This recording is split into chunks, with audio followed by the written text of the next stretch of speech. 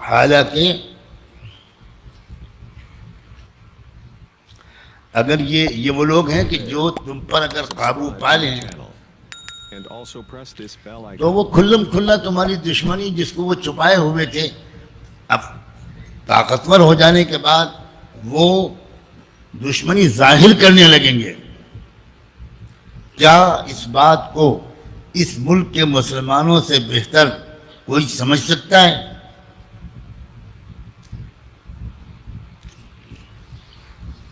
اب آج جن چیزوں کو پہلے تھوڑا چھپایا جاتا تھا، اب تو چھپانے کی کوئی ضرورت بھی ختم ہو گئی۔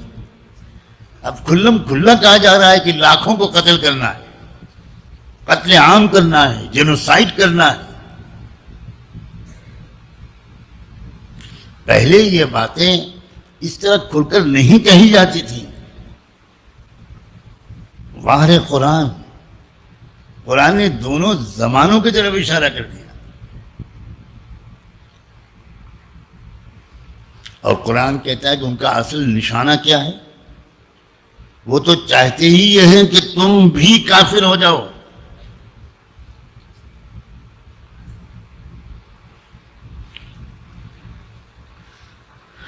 اللہ کے بندوں اور بندیوں، اس بات کو بہت ہی سیریسلی سمجھنے کی ضرورت ہے کہ ہم کن خطروں کے بیچ میں جی رہے ہیں۔ اللہ تعالیٰ نے اسی لیے کئی مقامات پر یہ موضوع چھیڑا ہے۔ ایک اور آیت میں اللہ نے ارشاد فرمایا وَلَا تَرْكَنُوا إِلَى الَّذِينَ ظَلَمُوا، اور مسلمانوں ان ظلم کرنے والی طاقتوں کی طرف ہرگز جھک مت جانا، راغب مت ہونا، ورنہ تم کو بھی جہنم میں ڈال دیا جائے گا۔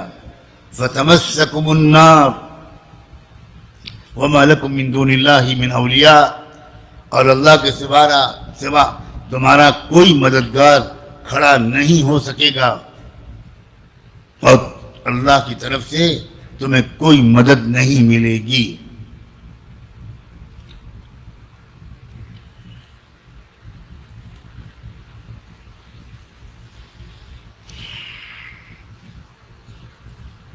یہ کوشش آج کی نئی نہیں،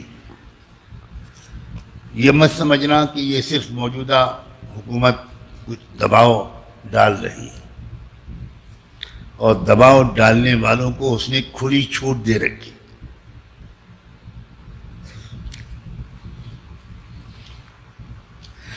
یہ شروع سے چلا آ رہا ہے، جیسا کہ میں نے ابھی کہا تھا کہ پہلے ذرا تھوڑا سا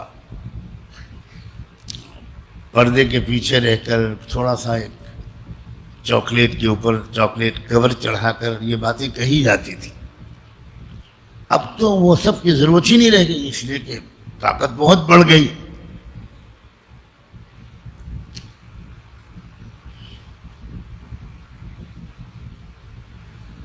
سن 1957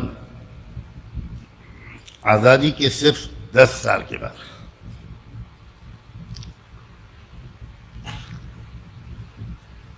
میرے مرحوم بڑے بھائی مولانا عتیق الرحمن سنبھلی رحمۃ اللہ علیہ،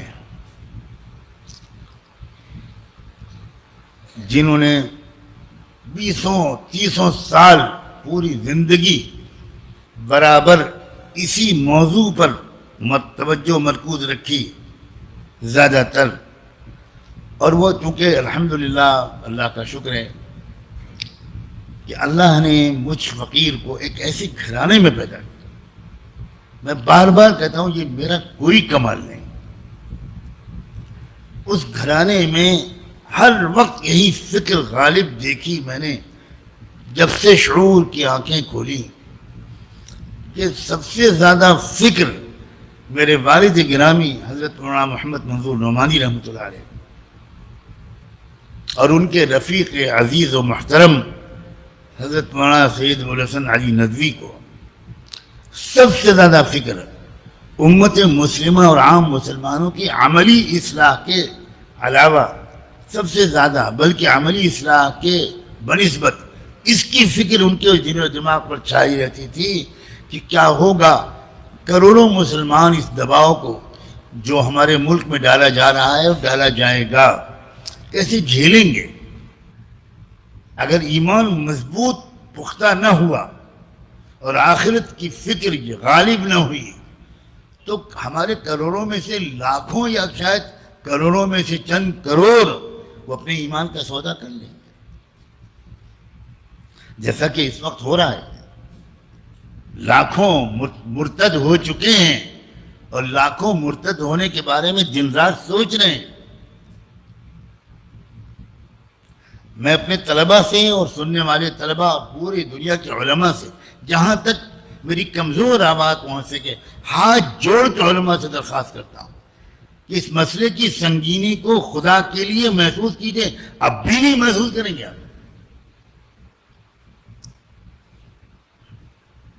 مجھے بہت شکایت ہے اہل گجرات سے، میں ان کا بہت ممنون ہوں، لیکن آج دم کے زور پر کھل کر کہہ رہا ہوں. اہل گجرات نے بزرگوں کی جتنی قدر کی ہے اتنی ملک کے کسی صوبے نے نہیں کی. لیکن اہل گجرات کی مصیبت یہ ہے یا وہ دین کے نشے میں ہوتے ہیں یا دنیا کے نشے میں. ان کو دین کا نشہ بھی ایسا ہوتا ہے کہ انہیں کچھ خبر نہیں ہوتی. وہ وظیفے پڑھتے رہتے ہیں، تلاوت کرتے رہتے ہیں، بہت اعتکاف کرتے رہتے ہیں، بزرگوں کے پاس جاتے رہتے ہیں، یہ سب کرتے رہتے ہیں، لیکن انہیں کچھ ہوش نہیں ہے کہ کیا ہو رہا ہے.